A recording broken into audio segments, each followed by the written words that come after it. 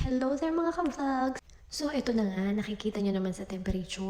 Pataas ng pataas ang lagnat ni baby. Dahil po yan sa ubo at sipon. Sobrang katila ng lalamunan niya, iyak siya ng iyak at napapasukan na minsan. Kaya may share lang din naman ako sa inyong bago ngayon. Para makatulong sa high fever ng mga baby nyo. At umabot pa nga po yan ng katakot-takot na 39. High fever. At very serious issue na po yan para sa atin na mga magulang. Ini-introduce ko po sa inyo si Drug Cooler. Herbal cooling body towel po ito. It is proven to be 2 times more effective than water wipes in reducing fever.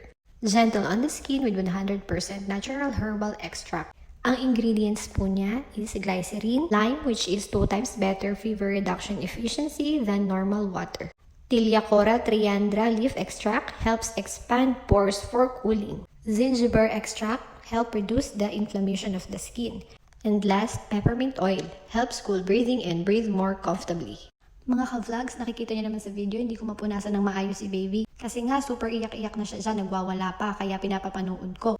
Para kahit papaano mawala sa atensyon niya ang ginagawa ko. Pero mission failed ang first one, kasi iyak pa rin siya ng iyak. Iritadong-iritado po talaga siya. Talaga magpaawa, talaga nagwawala, oh, kita mo naman. Awang-awa na nga ako sa anak ko sa lagay na yan kasi madidistract lang ng konti sa cocomelon tapos pagpupunasan ko iiyak na ulit. Kapareho niya po yung kuya niya na ayaw talagang malalapatan ng mga basa. Kaya ganyan na lang siya mag-react, hindi ko siya mapunasan ng maayos. Face, neck, arms, and legs lang po napunasan ko dyan. As in, basang-basa pa niya si Drug Cooler. Kita niyo naman pagkapunas ko, tinem ko na siya agad-agad. Hindi talaga lagnatin at taasin ng lagnat ang mga anak namin. Mabuti na lang may naka-prepare kami, may nakatago kami, may stock kami na Drug Cooler. Iyak na iyak pa rin siya. For the punas ulit ng sipon, si mother. Talagang in case of emergency, nagamit namin siya. Sanay kasi kami sa mga anak namin na hindi sila taasin ng lagnat.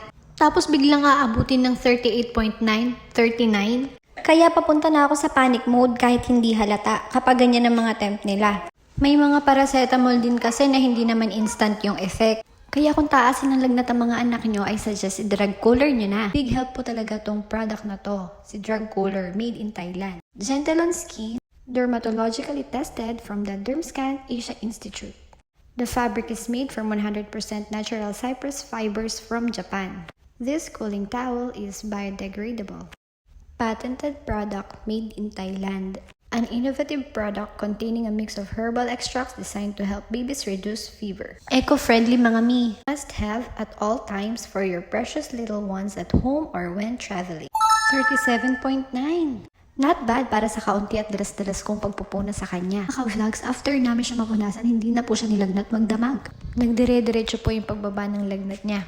Sobrang laking tulong para sa pagginhawa ng pakiramdam ng ating mga anak. Sobrang laking tulong sa mga parents para hindi na sila mag-alala. Di na aabot sa convulsion ng little ones nila. Thank you for watching. Add to cart na!